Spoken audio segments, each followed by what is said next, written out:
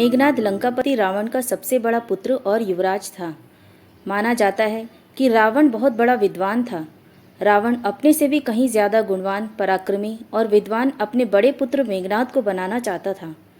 धर्म ग्रंथों के अनुसार अपने पुत्र को सबसे ज्यादा शक्तिशाली और अजर अमर बनाने की कामना को लेकर त्रिलोक विजेता रावण ने उसके जन्म के समय सभी देवताओं को एक ही स्थान अर्थात 11वें घर में मौजूद रहने के लिए कहा था।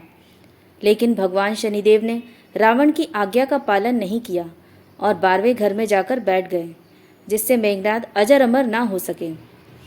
एक बार ऋषि अगस्त्य ने भगवान राम के दरबार में कहा कि रावण के पुत्र मेघनाद को स्वयं राम भी नहीं मार सकते थे, उन्हें तो केवल लक्ष्मण ही मार सकते थे।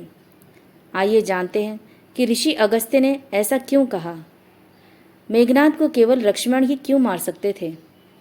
मेघनाद बहुत ही प्रबल एवं शक्तिशाली योद्धा था।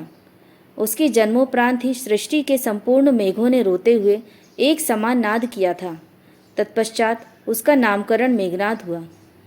उसके पास नागपाश रूपी शस्त्र था, जिससे वह अदृश्य होकर राम लखन सहित संपूर्ण सेना पर बादलों के पीछे छिपकर वार कर सकता था।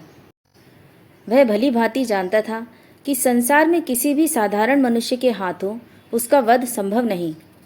धर्म और अधर्म के बीच युद्ध की समाप्ति के उपरांत भगवान श्री राम के राज्याभिषेक में सम्मिलित अनेक तपस्वी, ऋषि मुनि आदि भगवान राम से मिलने व आशीर्वाद देने वहां पर उपस्थित हुए। उस समय मुनि अगस्त्य ने प्रभु श्री राम से कहा, राम, आपने रावण व कुंभकर्ण को मारा, जो अति दुर्लभ था, लेकिन अधिक विषाद संग्राम लक्ष्मण ने मेघनाद के साथ किया था। मेघनाद का वध सबसे ज्यादा विषम था। गुरु के वचनों को सुन प्रभु श्री राम अचंभित हो गए, क्योंकि वे मेघनाद की प्रबलता व उनके वरदान से अनभिज्ञ थे। तभी अगस्त्य मुनि ने उन्हें पूरी बात विस्तार से बताते हुए कहा कि मेघनाद विश्व का एकमात्र ऐसा योद्धा था जिसके पास समस्त दिव्यास्त्र थे। तीनों महाअस्त्र, ब्रह्मा, नारायणास्त्र व महादेव का पशुपास्त्र भी था। उसे वरदान प्राप्त था कि उसके रथ पर रहते हुए कोई उसे पराजित नहीं कर सकता। इसी कारण उस समय संसार में केवल वही एक योद्धा था जिसे अति महारथी होने का स्तर प्राप्त था। उसने स्वयं भगवान रुद्र से युद्ध की शिक्षा प्राप्त की और समस्त शस्त्र प्राप्त किए। उसकी शिक्षा प्राप्त होते ही रुद्र ने स्वयं ही कहा कि इसे उस संसार में कोई पराजित नहीं कर सकता, किंतु उसका वध केवल लक्ष्मण के ही हाथों संभव था। महर्षि के मुख वाणी से मेघनाद का ऐसा वर्णन सुन भगवान राम विस्मित होकर बोले, लक्ष्मण निसंदेह महाप्रचंड योद्धा है और उनके पास भी विश्व के सारे दिव्यास्त्र थे, किंतु उसे पाशुपास्त्र का ज्ञान नहीं था, जिसका ज्ञान सिर्फ मेघनाद को ही था। फिर भी लक्ष्मण किस प्रकार मेघनाद का वध करने में सफल रहे। आप ऐसा क्यों कह रहे हैं कि केवल लक्ष्मण ही उसका वध कर सकते थे। इस पर अगस्त्य मुनि ने उनसे कहा, आपका कथन सत्य है। जितने दिव्यास्त्र मेघनाद के पास थे उतने ही लक्ष्मण के पास थे, किंतु मेघनाद को एक वरदान प्राप्त था। एक बार देवासुर संग्राम में रावण को इंद्र द्वारा बंदी बना लिया गया। तब मेघनाद ने अपने पिता की रक्षा हेतु इंद्र को ही बंदी बना लिया और उन्हें लंका ले आया। इसलिए मेघनाद को इंद्रजीत के नाम से भी जाना गया।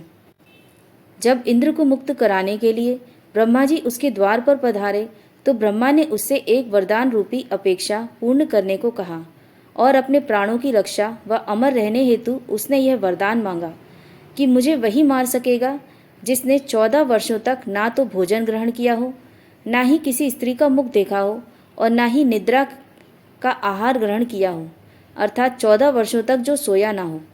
उसके इस वरदान की मांग को पूर्ण कर ब्रह्मा जी ने इंद्रदेव को मेघनाद की कैद से मुक्ति प्रदान की। श्री राम बोले, मैं वनवास काल में 14 वर्षों तक नियमित रूप से लक्ष्मण के हिस्से का फल फूल देता रहा। उन्होंने कहा कि मैं सीता के साथ एक कुटी में रहता था, बगल की कुटी में लक्ष्मण रहते थे। फिर सीता का मुख भी ना देखा हो और 14 वर्षों तक सोए ना हो, ऐसा कैसे संभव है। अगस्त्य मुनि सारी बात समझकर मुस्कुराए। प्रभु से कुछ छिपा है भला? प्रभु श्री राम तो सब कुछ जानते हैं। दरअसल सभी लोग सिर्फ श्री राम का ही गुणगान करते थे, लेकिन भगवान राम चाहते थे कि लक्ष्मण के तप और वीरता की चर्चा भी अयोध्या के घर घर में हो। अगस्त्य मुनि ने श्री राम से कहा, क्यों न लक्ष्मण जी से यह पूछ लिया जाए।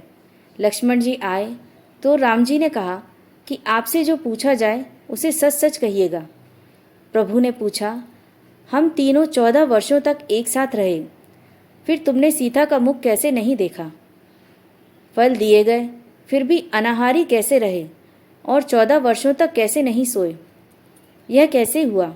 तब लक्ष्मण जी ने बताया, भैया, जब हम भाभी को खोजते हुए ऋषिमुख पर्वत पर गए तो सुग्रीव ने हमें उनके आभूषण दिखाकर पहचानने को कहा था। आपको स्मरण होगा, मैं उनके पैरों के आभूषण के अलावा कोई अन्य आभूषण नहीं पहचान पाया था, क्योंकि मैंने कभी भी उनके चरणों के ऊपर देखा ही नहीं। 14 वर्ष नहीं सोने के बारे में लक्ष्मण ने कहा कि आप और माता एक कुटिया में सोते थे। मैं रात भर बाहर धनुष पर बाण चढ़ाए पहरेदारी करता था। निद्रा देवी ने मेरी आंखों पर पहरा करने की कोशिश की तो मैंने निद्रा को अपने बाणों से बेध दिया। निद्रा ने हारकर स्वीकार कर लिया कि वह 14 साल तक मुझे स्पर्श नहीं करेंगी। लेकिन जब श्री राम का अयोध्या में राज्याभिषेक होगा और मैं उनके पीछे सेवक की तरह छत्र लिए खड़ा रहूंगा, तब वह मुझे घेरेंगी। आपको याद होगा, राज्याभिषेक के समय मेरे हाथ से छत्र गिर गया था। लक्ष्मण जी ने आगे बताया कि जब मैं जो फल फूल लाता था, आप उसके 3 भाग करते थे। एक भाग देकर आप मुझसे कहते थे, लक्ष्मण फल रख लो। आपने कभी फल खाने के लिए नहीं कहा। फिर बिना आपकी आज्ञा के मैं उसे खाता कैसे? मैंने उन्हें संभाल कर रख दिया। लक्ष्मण भगवान श्री राम से कहते हैं कि मैंने गुरु विश्वामित्र से एक अतिरिक्त विद्या का ज्ञान लिया था। इससे बिना अन्न ग्रहण किए भी व्यक्ति जीवित रह सकता है। उसी विद्या से मैंने अपनी भूख नियंत्रित की और मेघनाद मारा गया। यह सुनते ही प्रभु श्री राम फिर से भाव विभोर हो गए और लक्ष्मण को गले से लगा लिया। बोलो सियावर रामचंद्र की जय। दोस्तों, आपको यह कथा कैसी लगी कमेंट करके बताएं। साथ ही वीडियो को लाइक करें और चैनल को सब्सक्राइब करना ना भूलें।